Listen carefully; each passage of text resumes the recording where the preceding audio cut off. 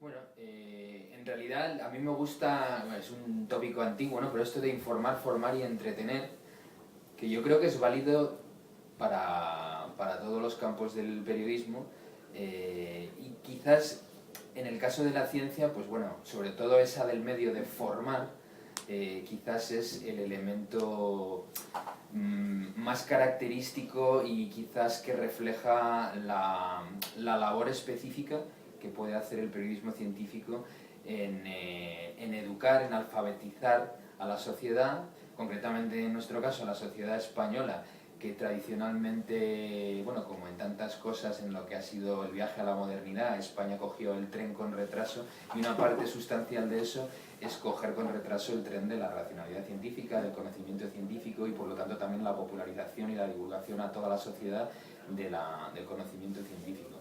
Entonces yo creo que el periodismo científico, bueno, por supuesto que la pregunta del periodismo es qué está pasando en el mundo, y en nuestro caso es qué está pasando en el mundo de la investigación, de los laboratorios, qué se está cocinando en los tubos de ensayo de todo el planeta, ¿no? Entonces estamos informando, pero a la vez siempre estamos formando sobre lo más nuevo. O sea, si la noticia se define como la novedad, lo nuevo que está sucediendo en la sociedad, pues ¿qué hay más nuevo que los descubrimientos de la ciencia, ¿no? O sea que siempre...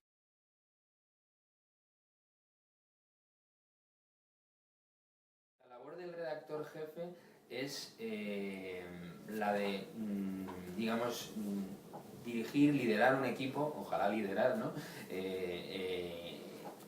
Que va a ocuparse de transmitir esa información científica a nuestros lectores, y eso, sobre todo en mi puesto, lo que supone es hacer un gran trabajo de seleccionar y filtrar, porque el volumen de información que pasa por mis manos todos los días a través de todos los canales que hay hoy, ahora ya los nuevos, ¿no? Como puede ser Twitter, que se ha convertido de alguna manera, pues se lo dije el otro día a un compañero, yo creo que Twitter se ha convertido con mi nuevo teletipo. O sea, si miro más el Twitter que las agencias, porque hasta las agencias lo ponen antes en Twitter que en la red de teletipo que me llega, ¿no? Es decir, hay una sobredosis de información.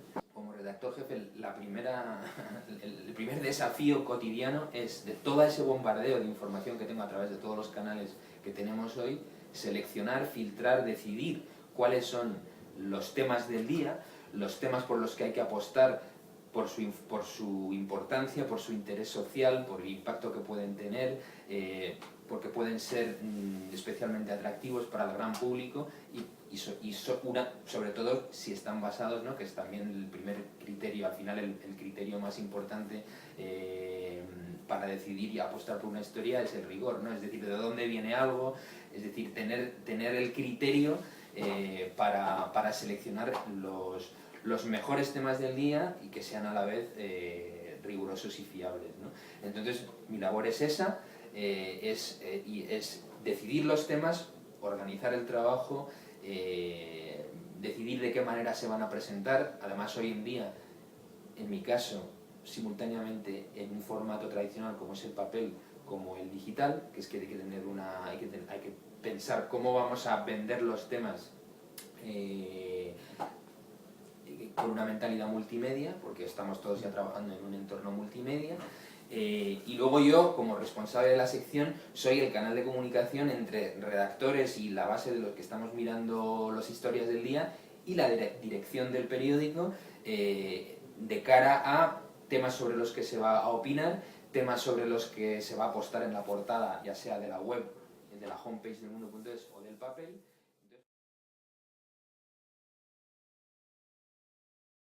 Es el gran desafío. O sea, el gran desafío específico del periodismo científico es ser capaces de traducir el lenguaje hiperespecializado que es hoy la ciencia. Es decir, la ciencia está tan ya subespecializada en campos que el físico muy posiblemente no entiende toda la jerga del biólogo, ni el biólogo del geólogo. Es decir, cada rama de la ciencia ya tiene una jerga tan hiperespecializada que ni siquiera dentro de los propios científicos a veces la comunicación es nada fácil. Entonces no digo ya, o sea, el desafío ya de ir a toda la sociedad, a un público de un diario, de lectores de una web o de un periódico de información general que no tiene por qué tener ninguna formación científica. A lo mejor no tienen ni formación universitaria, pero les quieres intentar llegar a ese público. Entonces, la traducción, digamos, de ese lenguaje hiperespecializado al lenguaje de la calle, al lenguaje de cualquier ciudadano que no tiene por qué tener formación científica, pues es el gran desafío, de nuestro oficio.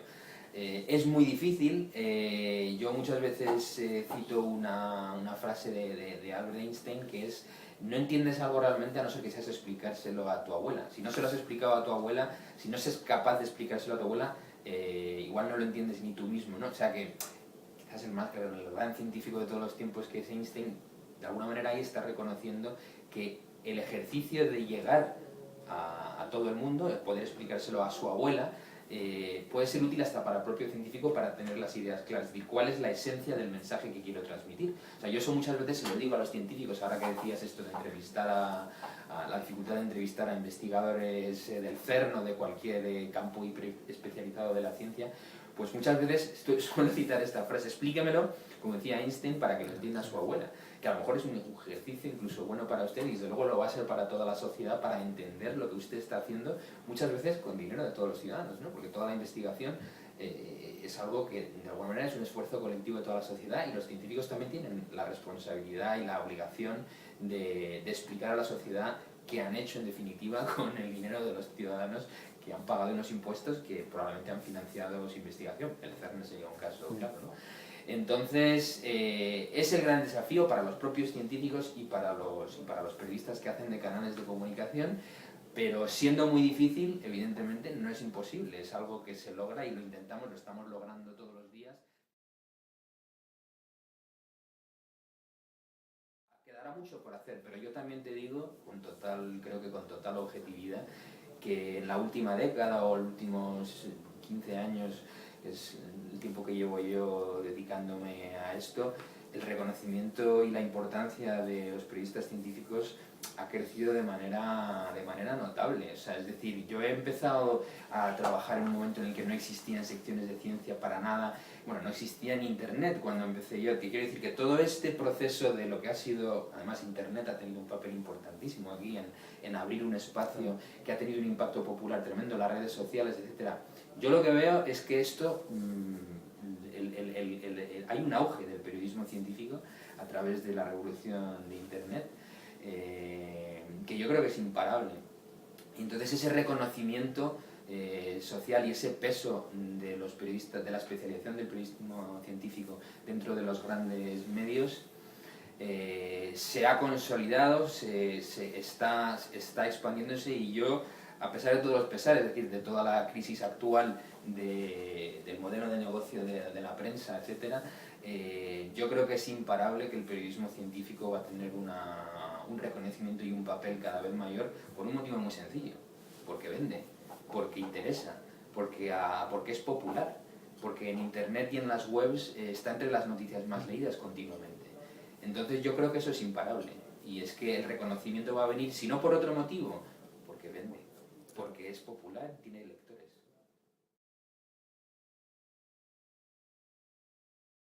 Con el bosón de Higgs no hay más remedio, como con tantas cosas en la ciencia, de usar metáforas.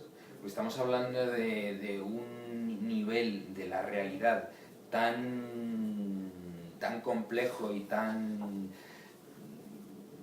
bueno, para empezar, tan invisible, es decir, tan alejado de la realidad cotidiana, que hay que usar metáforas. Yo creo que no hay otra manera de hacerlo.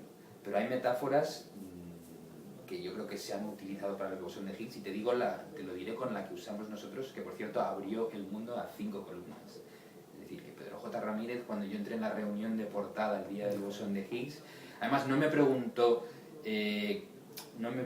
a ver, eso cómo es, cómo hay que darlo, no, me dijo: ¿cómo titulamos la portada del periódico? ¿Cómo abrimos el periódico con esta historia? Porque para él era evidente que era el tema del día. ¿Por qué? Porque en Internet había como, entre las 5 noticias más leídas en Internet estaban los temas del bosón de Higgs. O sea, que él sabía que era el tema con el que había que abrir el periódico.